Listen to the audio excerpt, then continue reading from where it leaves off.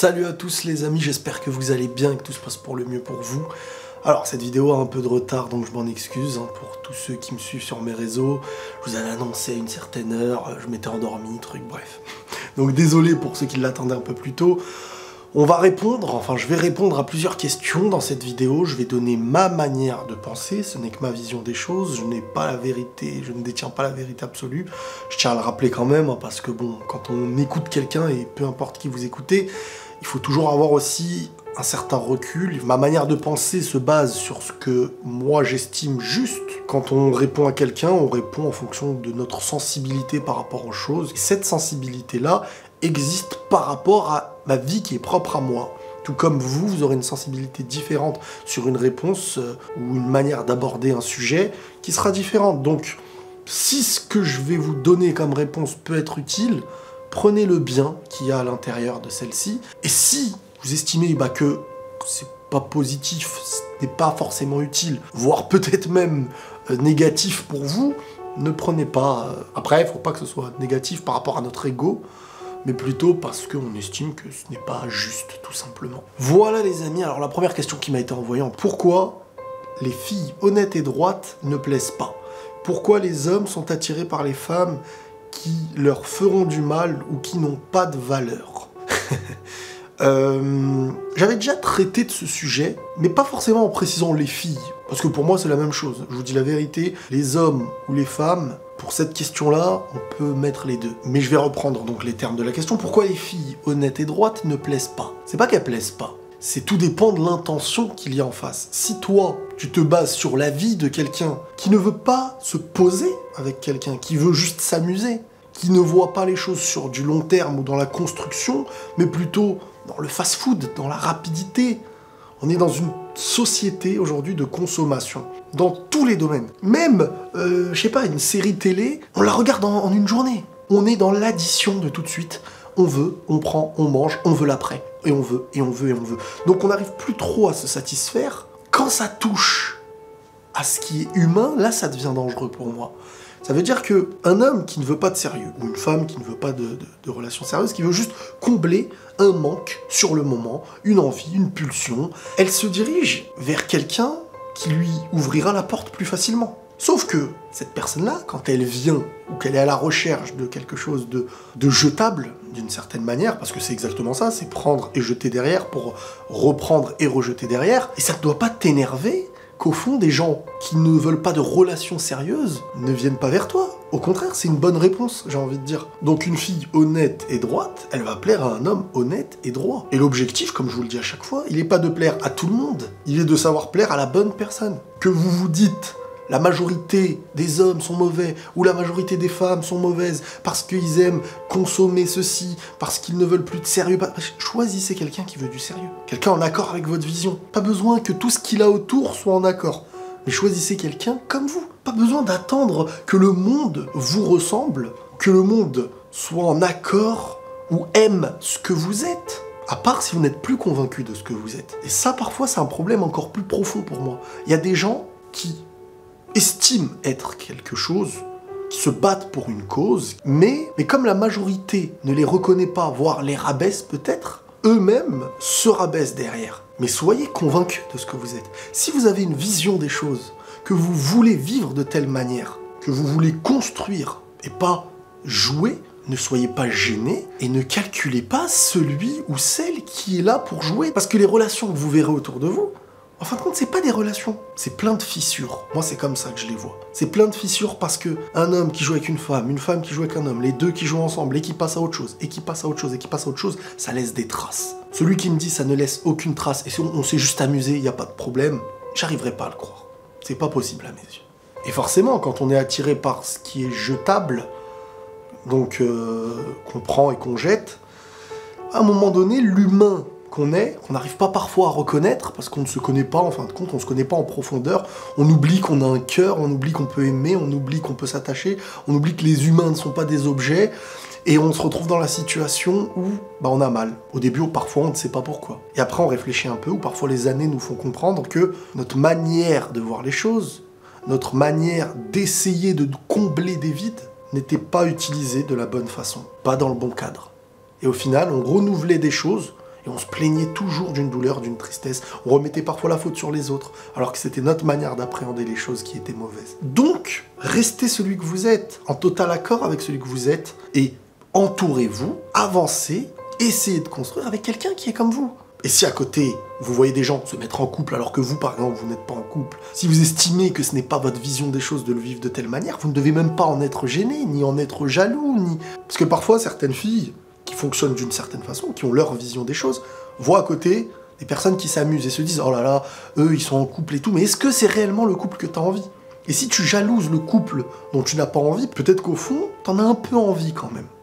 Donc t'es pas totalement convaincu de ce que t'es, ou de ce que t'as choisi de faire. Deuxième question, pourquoi les gens profitent de la gentillesse et de la générosité, et après, ils te mettent un coup de couteau dans le dos, en t'insultant, en te rabaissant, et surtout, ils te disent t'estimer.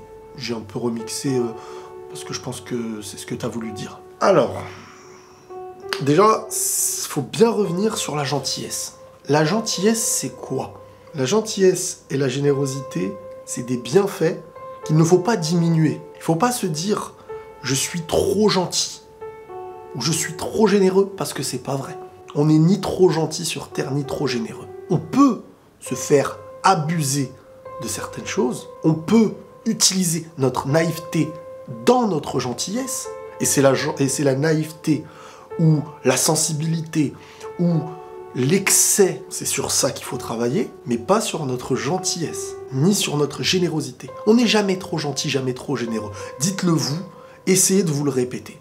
Donc à partir de ça, pour moi, pourquoi certains abusent? Parce qu'il faut déjà prendre conscience d'une chose, c'est que ta manière de penser, ta manière naïve, c'est pas une insulte, hein. Moi-même, tout le monde on a cette forme de naïveté.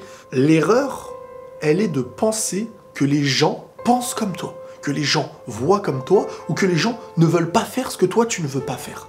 Ça, c'est une grosse erreur aussi. Non, peut-être que toi, tu t'es créé un mur dans ta vie à ne pas faire le mal. Du moins, à ne pas volontairement faire du mal. Voir quelqu'un triste à cause de toi, ça te touche, ça t'atteint, mais il existe des gens différents. Des gens qui ont l'autre extrême que toi tu peux avoir. Quelqu'un qui est dans un mal-être intérieur à la base, parce que ça commence souvent comme ça, et qui, en fin de compte, cherchera celui qui a la porte la plus facile à casser. C'est un peu comme des trois petits cochons. Il y a celui qui a la maison en paille, celui qui a la maison en bois, et celui qui a la maison en briques. Et ben, le grand méchant loup, qu'est-ce qu'il fait? Il arrivera à atteindre forcément les maisons qui sont les moins protégées. Pourquoi? Parce qu'il a faim, parce qu'il veut manger, parce qu'il veut attaquer. Et c'est un peu la même chose avec l'humain. L'humain qui a besoin de se nourrir parfois par le mal, par la méchanceté, parce qu'il a fait grandir en lui des mauvaises choses, on va pas rentrer dans les détails de chacun, et donc sa manière d'agir, parfois de mal agir, eh ben, va se diriger vers celui qui a une porte moins solide ou une maison moins solide que les autres. Donc à vous de construire votre maison en briques intérieurement, de savoir vous protéger, mais de ne jamais remettre en question votre gentillesse, mais plutôt à qui tu fais confiance, qu'est-ce que tu donnes à celui que tu fais confiance, et toujours prendre soin de toi. Mais de toute manière, on revient sur le sujet de prendre soin de soi, de ce que certains appellent l'égoïsme, etc., parce qu'il y a une question qui est liée à ça. Quelqu'un qui t'insulte, bon là on parle pas d'un étranger, on parle de quelqu'un de proche, bien sûr. Quelqu'un qui t'insulte, qui te rabaisse, qui ne respecte pas ton être, c'est pas normal. C'est pas censé passer sans aucun problème. Un étranger que tu connais pas, qui t'insulte et tout, c'est ton ego qui réagit.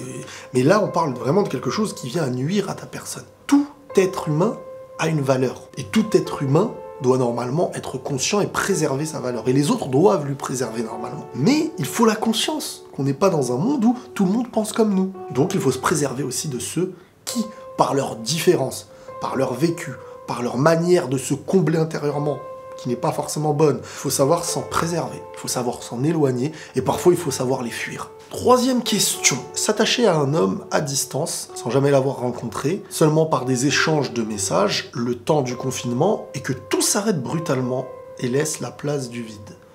C'est pas trop une question, mais je comprends à peu près. En gros, si j'ai bien compris, c'est le ghosting, quoi. Quelqu'un qui disparaît brutalement. Déjà, il y a plein de choses pour moi à prendre en compte. Premièrement, le gars avec qui tu parles, est-ce que lui, il est conscient de cet attachement? Est-ce que lui, t'a promis des choses ou a dit que vous étiez ensemble ou j'en sais rien? Et est-ce que vous aviez les mêmes attentes? Parce qu'il y a un gros problème aussi, c'est ne pas avoir les mêmes attentes. Sans vous le dire. Toi, tu penses qu'il pense comme toi. Tu te dis, ah ça y est, il a dit ça, ça veut dire que... Et lui, il est pas du tout dans cette optique. Ou l'inverse. Lui, elle... Donc là, tu penses que vous avancez vers la même route, et en fin de compte, lui, bah... Du jour au lendemain, il peut faire autre chose, disparaître. Et pour lui, il n'y a même pas un mal à ça. Il pourrait réapparaître dans 10 mois, que pour lui, il n'y aurait pas un mal. Sauf que toi, tu ressens cet arrêt. Donc c'est parfois le premier problème, c'est que vous n'avez pas les mêmes attentes et vous ne le savez pas. Ou du moins l'une des deux ne le sait pas. Après, il y a l'autre cas qui est s'attacher réellement, virtuellement, même virtuellement. Ça existe. Moi, vous savez, pour moi, le virtuel, c'est aussi le réel. Vous parlez à quelqu'un, surtout quand vous l'avez déjà vu, quand vous vous êtes déjà entendu de vive voix, c'est quelqu'un de réel. Vous pouvez vous attacher. C'est une vérité, c'est humain, c'est prouvé. Vous pouvez vous attacher, avancer, vous pouvez vous blesser, vous pouvez vous rendre plus heureux, et même à distance. C'est la réalité des choses. Le mieux, bien sûr, c'est de construire sur du réel et tout, mais se dire que ça n'existe pas, c'est pas vrai, comment ça se fait, non, c'est une réalité. Et parfois, c'est 2 fois plus dangereux. Parce que virtuellement, la personne est loin de toi, la personne voit moins d'impact à nuire et a plus de facilité à faire du mal, à prendre parfois ce qu'il a envie, hein, on connaît, et peut disparaître du jour au lendemain. Et ça peut laisser des traces. Il faut vraiment être 2 fois plus attentif au virtuel, parce que c'est tellement plus dangereux. Tellement plus dangereux parce qu'il y a une facilité à dire, à faire croire et à faire grandir dans le cœur de certains des choses. C'est vraiment dangereux, Internet, pour des choses comme ça, par exemple. Surtout que tu ne sais jamais réellement qui est la personne à qui tu parles. Peut-être que ça peut être super, ça peut être quelqu'un de bien, mais ça peut totalement être l'inverse. Ça peut même être une fausse identité, pendant des mois, voire des années. Donc faites attention. Peut-on aller bien dans un monde qui va mal ? Bah en fait, le monde qui va mal, c'est juste notre conscience qui est éveillée sur le monde, en fait, quand on réfléchit bien. Parce que quand on est petit, ou quand on va bien, on n'est pas touché par le mal du monde, mais qui existe déjà, depuis notre naissance, depuis avant notre naissance. Et ce qu'au fond, sur Terre, c'est pas une boucle qui continue et qui ne s'arrête pas. À partir du moment où dans le monde, t'as des gens qui meurent de manière injuste, parfois par des agressions, parfois par des guerres, parfois par des génocides, parfois par la pauvreté, parfois par le délaissement, parfois par le viol, parfois par... Le monde va mal. Le monde va mal et il va bien en même temps. Même à travers ce qu'on voit du monde, même la planète elle-même, elle tourne. Et la vie, c'est ça en fait. Tout est en mouvement. Même le bien, le mal, même la tristesse et la joie. On est dans un monde où il y a les deux. On n'est pas au paradis, on est sur Terre. Et sur Terre, bah, ça ne sera jamais à 100% bien. Il y aura toujours des choses difficiles à vivre. Et la conscience de choses qui vont être difficiles à vivre à l'avenir. Mais il y a le haut et il y a le bas. Donc oui, on peut aller bien dans un monde qui va mal. Mais il faut une conscience. Cette conscience vient nous rappeler ce qui existe. Et à nous de savoir réfléchir sur ce qui existe, parfois intelligemment, et dans le positif, c'est-à-dire à travers la difficulté, se dire « je remercie Dieu de ce que j'ai », profiter de ce qui nous entoure, de notre entourage, de ceux avec qui on vit, de notre famille, de ceux qu'on aime, et des bienfaits qu'on possède chaque jour. Ou bien se dire « le monde va mal, bon bah je profite même pas de ce que j'ai et je souffre ». Il y a 2 manières de rendre service, j'ai envie de dire, à la conscience du monde. Quand on aime fort son conjoint et qu'on sait qu'il serait plus heureux sans nous, mais qu'il a peur de partir pour ne pas nous rendre malheureuses. Déjà, comment on peut savoir ? Comment tu peux savoir ça exactement ? Comment tu peux précisément savoir ça ? Parce que ça peut être encore une fois 2 choses, ça peut très souvent être 2 choses. Parfois, on est en total manque de confiance. Et quand tu es en couple, parfois, ça dépend de ta sensibilité, ça dépend ce que t'es, tu vas te remettre en question éternellement, continuellement, alors que t'es bien, alors que l'autre est bien avec toi. Et toi, tu vas te dire, il serait mieux sans moi. Regarde, il y a eu ce détail-là que nous-mêmes, on décrit par une définition qui n'est que la nôtre. Je l'aime tellement que lui, il est pas bien avec moi, que lui, il serait mieux sans moi. Et nous-mêmes, en fait, on détériore quelque chose qui, en fin de compte, va bien, va normalement, avance. Donc déjà, il faut faire attention à ça. Ensuite, quand la personne, elle est vraiment malheureuse avec toi, vous êtes ensemble, il faut comprendre, il y a une raison. Parfois, elle est vraiment malheureuse, mais c'est peut-être pas à cause de toi. C'est pour ça qu'il est très important d'être heureux seul avant de chercher à être heureux à 2. Quand je dis être heureux, tout dépend de la définition de heureux.